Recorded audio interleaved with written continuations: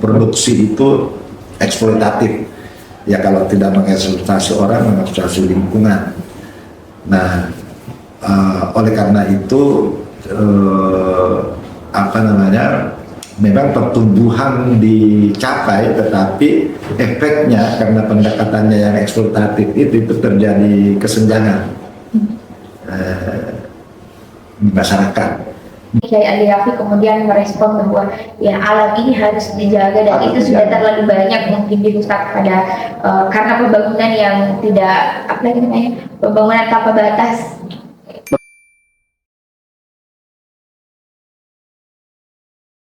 Assalamualaikum warahmatullahi wabarakatuh. Bertemu kembali dengan saya Mega di podcast Jalur 9. Kali ini kita kedatangan seorang narasumber yang juga seorang kiai sekaligus seorang aktivis.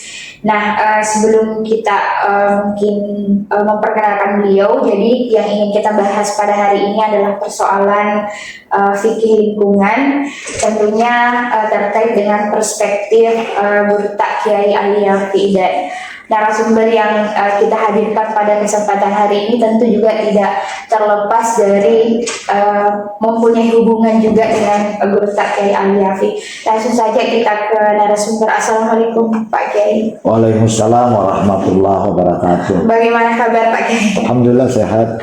Ya, jadi beliau ini adalah narasumber kita pada hari ini yang akan menemani kita untuk berbincang-bincang terkait dengan fikih lingkungan sekaligus juga dengan menyambut memperingati haulnya Burta yang 1 tahun Kiai. Nah, sebelumnya mungkin bisa di aktivitas sekarang Kiai apa saja? Oh, baik, saya sekarang ini mengurus DDI, diangkat sebagai wakil ketua. Di samping itu ada pesantren di Jangkue Pindrang. Kalau di Jakarta saya anggota perhimpunan Rahimah, pengurus Alimat. Alimat sama dengan Rahimah itu organisasi masyarakat yang bergerak dengan isu-isu perempuan dan keluarga. Terus Fahmina juga saya menjadi pengurus, pernah jadi anggota Dewan Etik Komnas Perempuan. Ya, saya kurang lebih seperti itu aktivitas saya. Bersama dengan Kiai Husain Muhammad barangkali Pak? Ya, sama-sama anggota Dewan Etik Komnas Perempuan, juga pengurus Fahmina, pengurus Rahimah, pengurus Alimat tadi, lalu sama-sama ikut dalam menggagas Kongres Ulama Perempuan Indonesia, KUPI. Jadi Pak Kiai ini sudah lama berkecimpung juga di dunia aktivis. Kira-kira Pak Kiai itu sampai hari ini mengenal dunia aktivis itu di tahun berapa Pak Kiai? Sejak awal tahun 80-an saya mulai aktif di LP3IS, lalu kemudian pernah menjadi ketua Lakposdam NU. Itu sebenarnya dari sejak awal berdiri saya sudah di Lakposdam NU, tapi pernah menjadi ketua Lakposdam NU itu dari Muktamar Cipasung sampai Muktamar Boyolali. Dan di samping itu saya pernah P3M, Perhimpunan Pengembangan Pesantren dan Masyarakat. Itu kemudian ke Rahimah dan lain-lain. Kan kalau berbicara soal kiai, tidak semua kiai ini mau terjun di dunia aktivis, Bang. Apa kira-kira yang mendorong kita sehingga kita ini tertarik untuk menjadi aktivis dan bergerak di lembaga-lembaga sosial? Saya dari awal ya sudah bekerja di NGO itu. Ketika lulus kuliah sudah langsung aktif di LP3IS. Pernah menjadi dosen itu ada dulu Universitas Al-Daria di Jakarta, tapi itu cuma sebentar, terus aktif di LP3IS. Nah, apa yang mendorong itu mungkin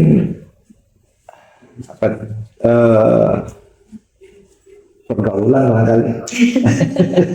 Tertarik dengan isu, dan saya hidup di masa, artinya saya besar di masa Orde Baru, di mana di situ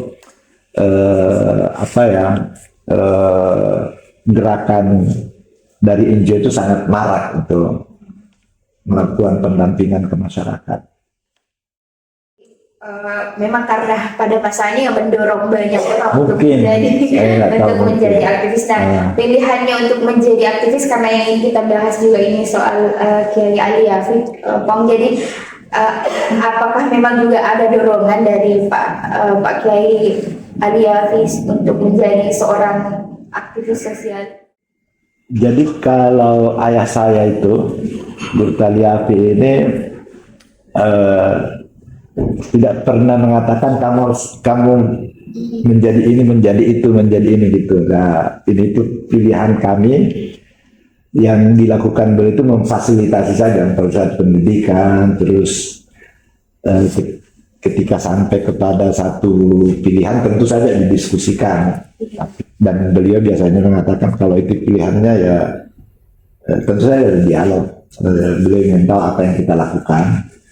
Lalu kemudian ya udah dijalani dengan serius.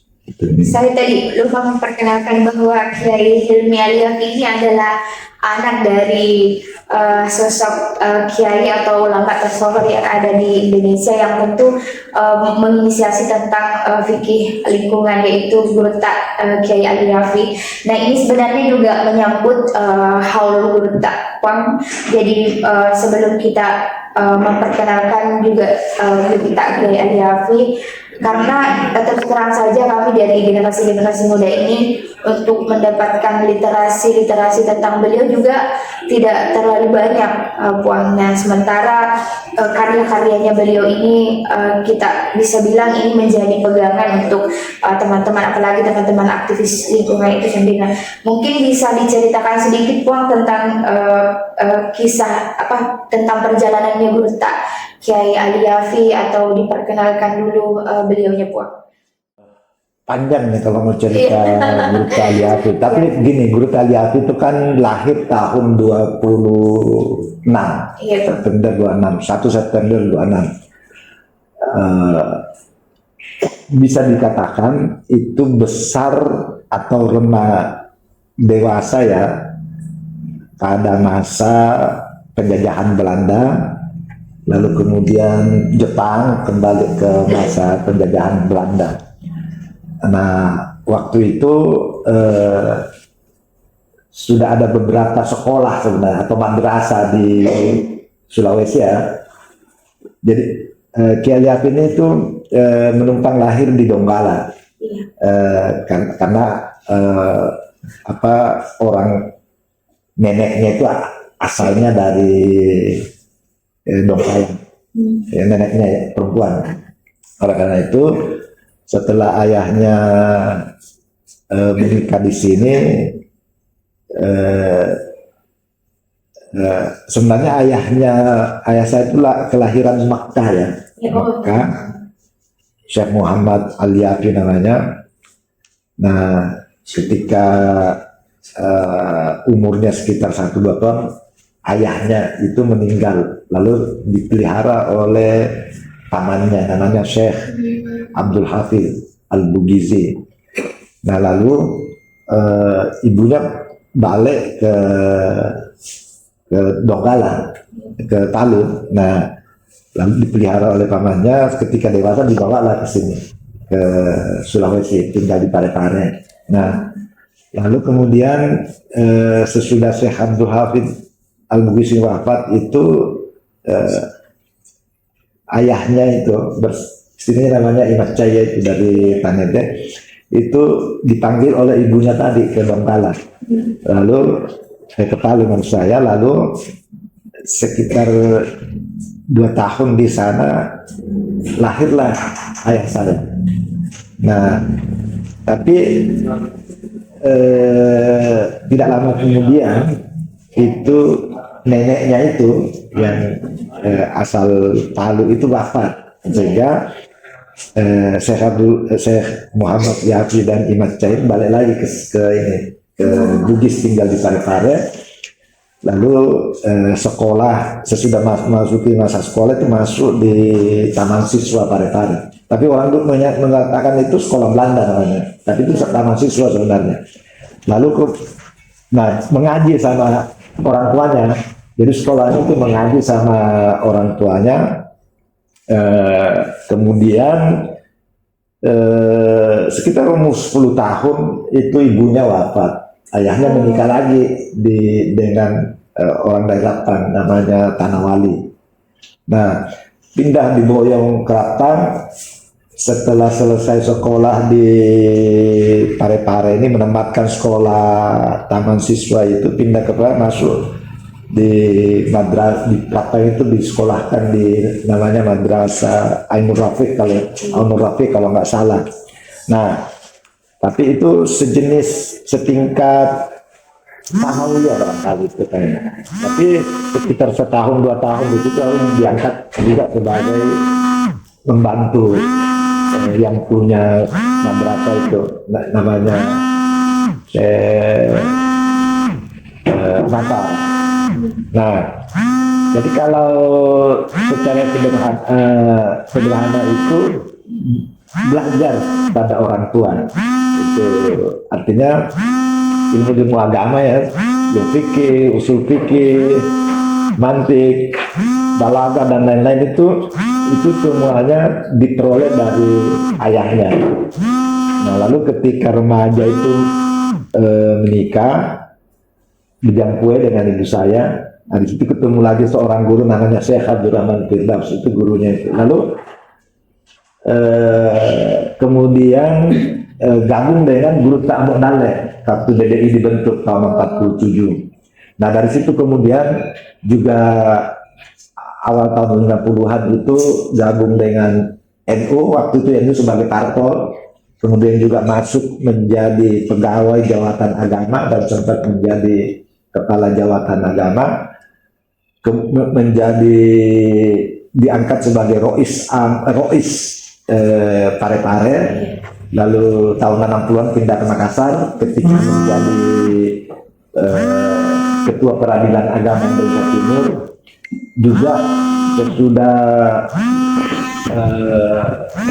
itu dalam beberapa saat ya, mungkin sesudah Rois NU di Makassar itu beliau jadi Rois lagi untuk wilayah Sulawesi Selatan.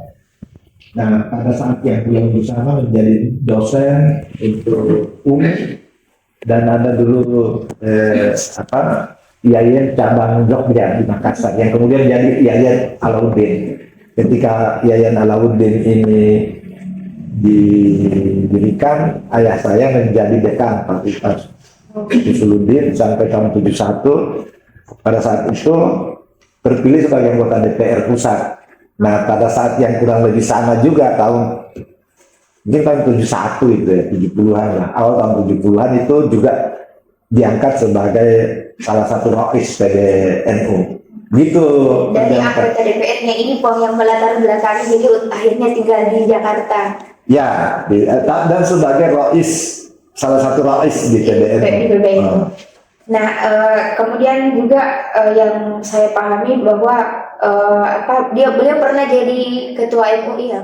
Ya, sesudah MUI dibentuk menjadi salah satu ketua itu, saya lupa ketua apa, mungkin Dewan Fatwa atau apa gitu Di Jakarta, Pak. di Jakarta. Nah, baru kemudian menjelang reformasi itu ketika ketua yang waktu itu wafat, Kiai Hasan Basri, ayah saya diangkat sebagai ketua MUI. Ya, jadi Pernah juga jadi rektor IIKI di Jakarta. terpilih sebagai anggota dewan, akhirnya tinggal di sana menjadi rektor juga di sana. Jadi memang panjang perjalanan beliau Ya, panjang. untuk sampai ke sana, dan ya kita akan mengulik-ngulik lagi soal apalagi namanya perspektifnya dalam lingkungan. Nah, ini yang menjadi kemudian pegangan teman-teman mungkin yang bergerak di isi lingkungan.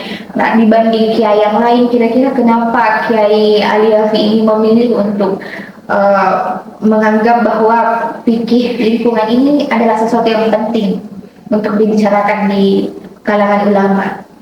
Ya, kalau itu kita apa namanya, perlu menarik garis ke belakang ya. Beliau ini kan anggota DPR pada zaman Orde Baru. Nah, seperti kita ketahui bahwa pada masa itu kan, dan sebenarnya sampai sekarang, orientasi pembangunan itu pada pertumbuhan ekonomi yang tidak terbatas. Nah, sementara metode atau pendekatan yang dilakukan itu eksploitasi sebenarnya. Jadi mode produksi itu eksploitatif. Ya, kalau tidak mengeksploitasi orang, mengeksploitasi lingkungan. Nah, oleh karena itu memang pertumbuhan dicapai, tetapi efeknya karena pendekatannya yang eksploitatif itu terjadi kesenjangan masyarakat. Di lain sisi itu terjadi kerusakan keseimbangan alam. Terjadi kesulitan, artinya sebenarnya kan sumber-sumber kehidupan masyarakat juga itu kalau tidak diambil oleh atas nama pembangunan juga semakin kering sebenarnya itu. Nah, artinya Kiai Alyafi itu bersentuhan dengan persoalan seperti itu. Nah, saya kira karakter fikih juga memang begitu, artinya merespon persoalan. Ketika ada persoalan, kemudian dianalisa, kemudian lahirlah semacam gagasan-gagasan bagaimana mengatasi persoalan itu, bagaimana merespon persoalan seperti itu. Nah, pada awalnya kan ayah saya ini bicara soal kemiskinan macam-macam gitu, tapi kemudian semakin kesini itu sering berbicara tentang lingkungan hidup. Kebetulan saya kan aktivis gitu kan, jadi biasa ngobrol dengan tentang persoalan pembangunan. Nah, dari situ kemudian dalam beberapa seminar yang itu mulai membuat makalah tentang lingkungan dengan pendekatan fikih, dengan perspektif fikih tadi. Yang saya ingat itu misalnya ketika memperoleh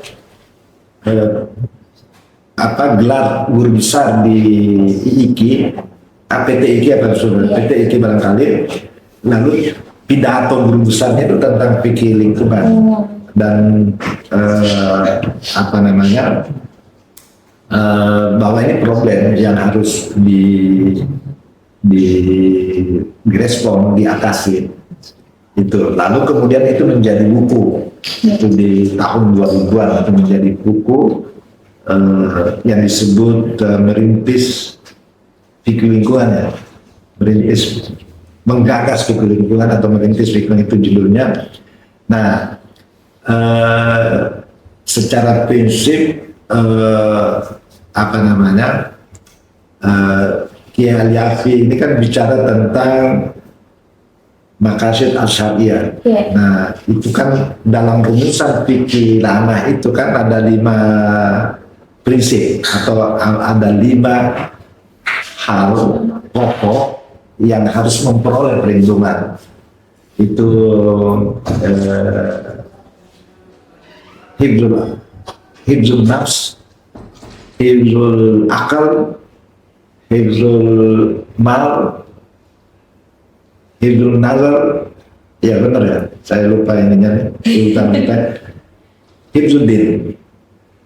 Nah, kalau dalam rumusan fikih lama itu yang dirumuskan oleh Al-Ghazali dan Asy-Syatibi itu kan yang pertama urutannya itu hifzuddin. Tapi Kiai Liapi itu dengan proses pergumulannya itu kan kemudian menempatkan hifzul yang pertama. Sebenarnya bukan urutan sebenarnya itu, karena kan argumentasi Kiai Liapi ini kan bahwa orang itu pertama-tama harus terpelihara atau terjamin jiwanya, orang harus hidup dulu. Gitu kan. Kalau untuk hidup dengan baik, akalnya harus terpelihara, lalu penghidupannya juga harus terpelihara, kemudian untuk keberlanjutan hidup keturunan juga harus terpelihara gitu. Itu semua. Lalu landasannya atau pijakannya itu agama. Jadi meskipun ditaruh di bagian akhir itu tetap itulah pijakan atau landasan itu. Nah, dengan dasar itu kemudian melihat bahwa tujuan agama juga itu sebenarnya kan ya bagaimana lingkungan hidup, bagaimana orang hidup dalam lingkungan yang sehat, lingkungan sehat itu memungkinkan orang memperoleh penghidupan, karena itu menjadi sumber penghidupan. Oleh karena itu Kiai Liafi menambah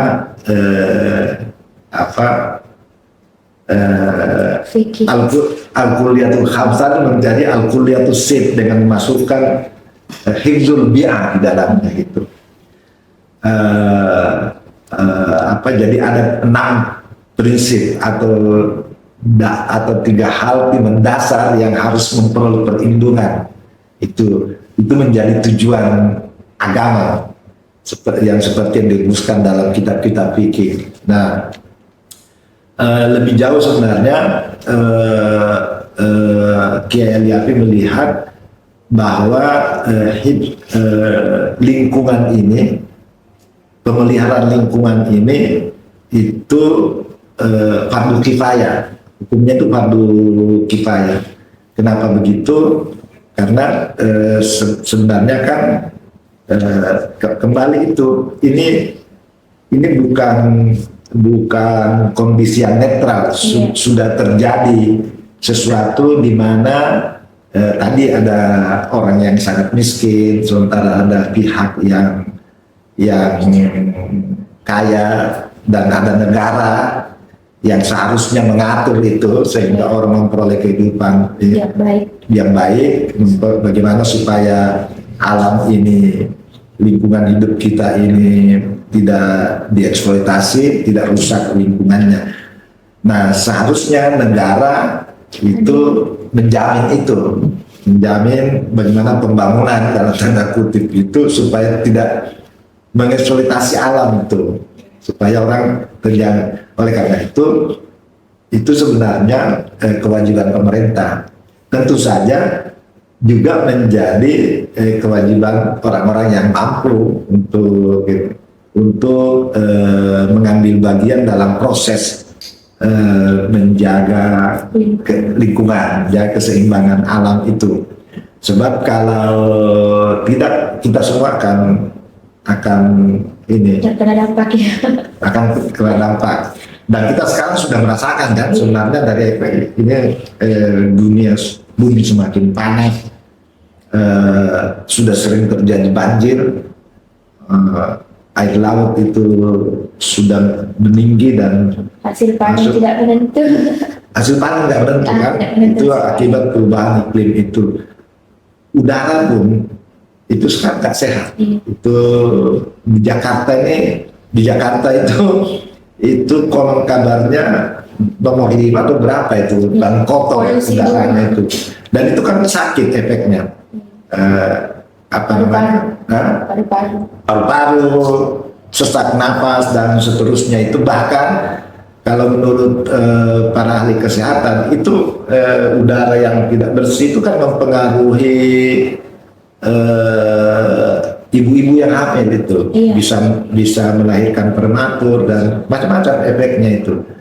Nah, kenapa itu kemudian dijadikan satu prinsip yang harus terjaga di dalam fikih, gagasan fikih Kiai Aliasli itu? Menganggap beliau ini kemudian memasukkan fikih lingkungan ini pada saat masih jadi anggota DPR kah? Apa namanya? Sesudah. Jadi saya lupa tahun berapa itu, tapi buku fikih lingkungan itu sendiri lahir pada awal tahun 2000-an. Sementara beliau itu berhenti anggota DPR itu pada tahun berapa ya? Pertengahan 90-an kayaknya. Pak menjelang akhir Pak Harto jadi presiden atau apa, Allah saya lupa. Tetapi pidato penganugerahan guru besar itu mungkin masih anggota DPR. Tapi apakah itu karena adanya gagasan fikih itu muncul karena adanya peristiwa mungkin di Orde Baru, pembangunan yang dilakukan Pak Harto kan memang bagaimana pembangunan itu selama 32 tahun. Ya. Bilang bahwa mode produksi, itu budaya produksi yang berkembang itu kan dari awal Orde Baru itu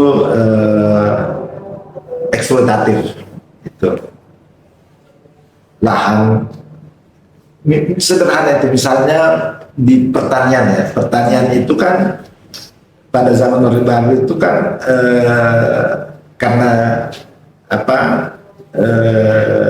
mendapat dukungan dari apa yang disebut revolusi hijau, itu kan dikenalkan bibit-bibit unggul yang seragam, bibit unggul yang harus menggunakan pestisida tertentu, dan itu semua bahan kimia. Jadi Orde Baru inilah memperkenalkan itu apa yang disebut revolusi hijau itu. Memang kemudian Indonesia pernah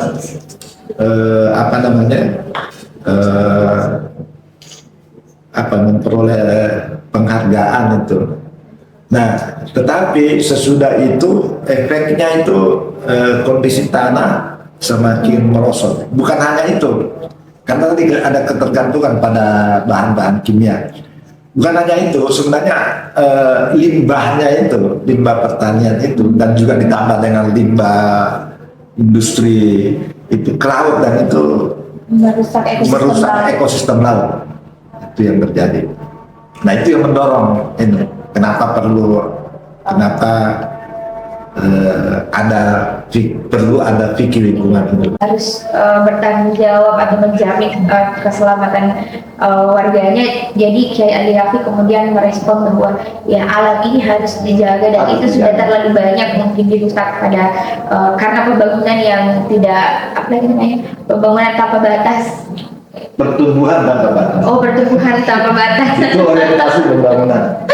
ya orientasi pembangunan pertumbuhan tanpa batas. Nah, kan hari ini kita sama-sama pahami Pak Kiai bahwa kalau orang bicara soal Islam, khususnya itu mungkin di Sulawesi Selatan, yang paling banyak dibicarakan itu paling sholat, puasa, yang menjadi kewajiban yang fardu ain itu yang selalu dibicarakan, tapi jarang Pak Kiai yang menganggap bahwa bicara soal kebersihan, soal lingkungan itu adalah bagian yang urgent untuk kita bahas nanti. Padahal fikih itu selalu mulai dengan bab tahara namanya. Iya, betul ya.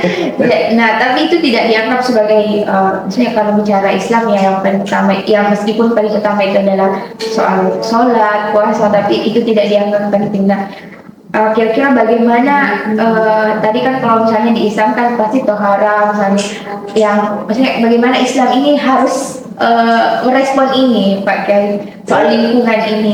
Itu saya kira nanti apa namanya ya, para cendekiawan dan ulama itu.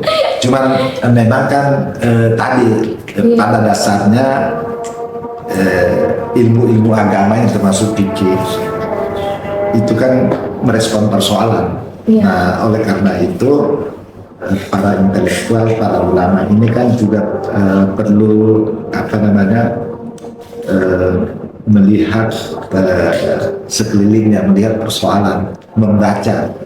Toh ajaran Al-Quran itu dimulai dengan menyuruh kita membaca Iqra. Membaca itu kan bukan sekedar membaca apa yang tertulis, tapi juga yang tidak tertulis. Toh ketika Nabi disuruh membaca oleh Jibril nggak ada yang tertulis kan? Nah, ini karena kan ada ayat. Memang ada ayat yang tertulis yang kita kenal, tapi kan juga alam ini adalah ayat. Kita ini adalah ayat. Nah, itu harus dibaca oleh semua orang, khusus terutama oleh para intelektual dan apa namanya dan ayat antara ayat yang tertulis dan seharusnya itu terkait secara langsung, nggak boleh bertahan karena dua-duanya Tuhan yang menentukan gitu. Nah, misalnya saja ini perlu dibaca bahwa alam ini misalnya ya, alam ini kan sudah tercipta atau tercipta itu miliaran tahun yang lalu. Ada ahli yang mengatakan ini kira-kira 3 atau 4 miliar tahun yang lalu.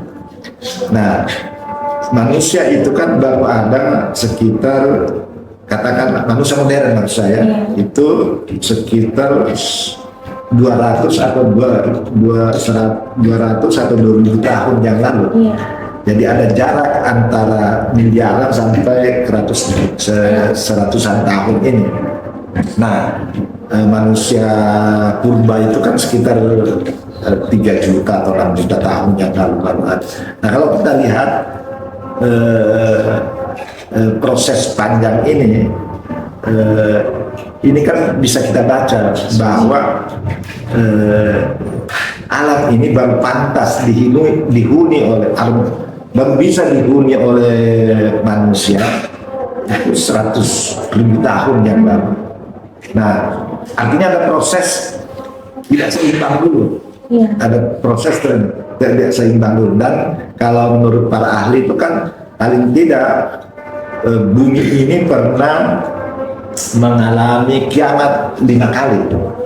Yang terakhir itu kan ketika makhluk-makhluk besar seperti dinosaurus itu ditimpa meteor dari apa namanya, dari luar angkasa itu. Nah, itu kan menunjukkan bahwa ada ini proses belum seimbang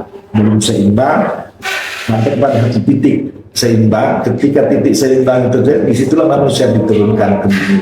Nah, itu juga bisa kita di berbagai surah itu kan ada ayat la tufsidu fil ardi ba'da islahiha. Ya kalau kita mau terjemahkan itu kan maknanya maksud saya jangan merusak bumi setelah diperbaiki atau setelah ekosistemnya seimbang, dibuat menjadi seimbang.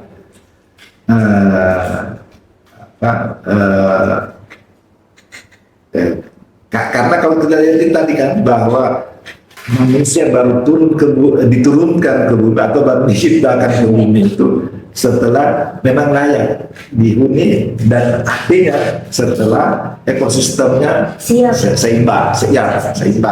Nah, problemnya memang apa namanya, dan faktanya sekarang kita bisa lihat bahwa dari jutaan tahun itu sampai ke titik yang kita seimbang itu sekarang ini seperti hanya sekitar beberapa terutama setelah revolusi industri itu kerusakan alam terjun bebas gitu.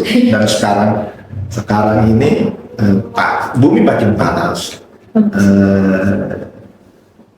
Beberapa daerah mulai kekurangan air bersih, dan bahkan beberapa waktu yang lalu ketika musim panas beberapa waktu beberapa penduduk di kota Makassar ini merasa kesulitan dengan air bersih. Nah, itu efek dari eksploitasi terhadap alam. Itu ya, kemarin memang Makassar sempat kekeringan di beberapa daerah, mungkin di daerahnya Kak Barat juga. Maksud saya ilmu dalam tanda kutip ilmu agama dan non agama itu seharusnya kan bisa mendukung, artinya penelitian itu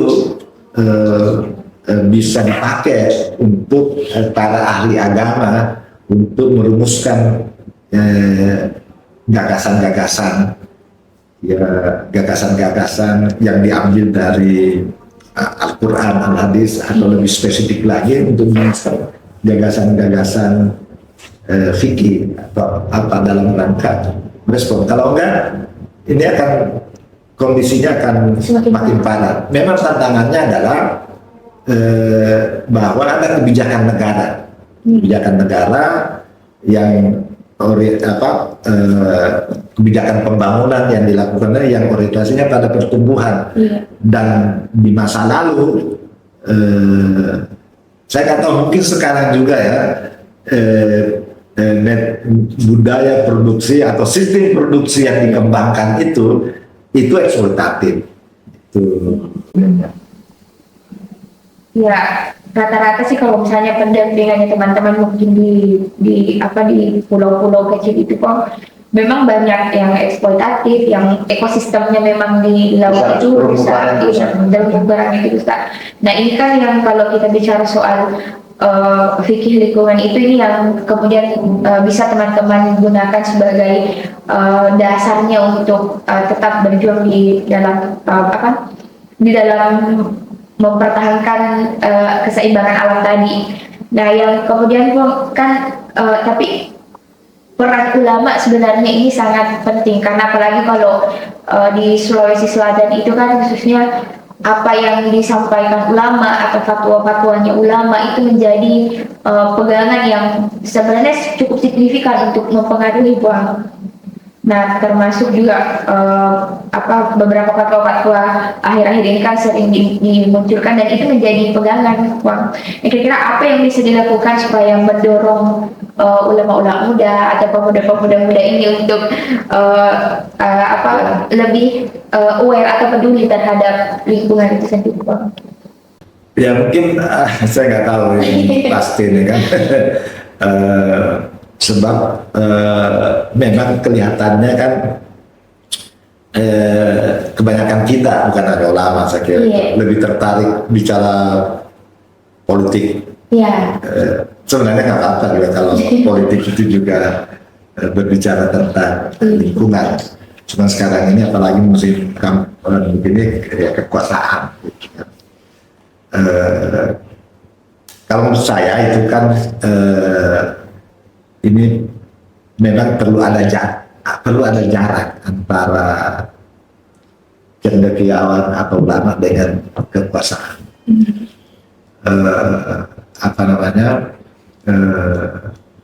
Bagaimana jarak itu maksudnya supaya para ulama atau cendekiawan itu bisa lebih memberi mengingatkan atau menegur pemerintah atau orang yang berkuasa itu jika melakukan sesuatu yang punya dampak merusak punya dampak merusak terhadap relasi antar orang, punya dampak merusak relasi kita dengan lingkungan sekitar kita. Kalau enggak, ini biarkan nanti lama-lama sebentar lagi kiamat. Apalagi di beberapa capres ini sangat, bahkan hampir tidak ada kayaknya yang menyinggung soal persoalan Saya nggak tahu. lingkungan. Tapi tanya para ahli. Ya, yang seperti itulah yang beredar, bahwa tidak banyak yang menyinggung isu lingkungan. Berarti perlu ada yang mengawal nanti keberlanjutan lingkungan itu sendiri. Nah, tadi ini bahwa karya Kiai Eliafi ini adalah salah satu karya yang menjadi pegangan dan patut untuk tetap kita jadikan sebagai dasar gerakan. Kira-kira apa yang bisa kita teladani mungkin dari sosok Kiai Eliafi ini sebagai penutup mungkin Pak Kiai? Pengalaman saya itu kan Gus Eliafi ini doyan sekali membaca, membaca itu. Nah, memang membaca buku dan buku apa saja dibaca. Tetapi sebenarnya tidak terbatas membaca apa yang tertulis, tapi juga membaca fenomena yang terjadi. Beliau ini biasanya terutama kepada kami yang suka berdialog gitu. Biasanya kalau ketemu, pertanyaan pertama, apa yang ada kejadian apa? Saya diskusi lah macam-macam gitu, mulai dari pendengar yang baik, dan beliau biasanya mendengar dengan baik. Jadi membaca dan membaca apa namanya fenomena alam. Dalam sebuah kesempatan itu kan beliau pernah mengatakan kita harus terus menerus mengulang membaca Al-Quran. Kenapa begitu? Karena Al-Quran ini kan itu karena dia firman Tuhan, maka dia itu melintasi waktu atau zaman, melintasi tempat, dan oleh karena itu dia abadi, dia nggak bisa terikat pada satu tempat atau satu zaman dan seterusnya. Di samping itu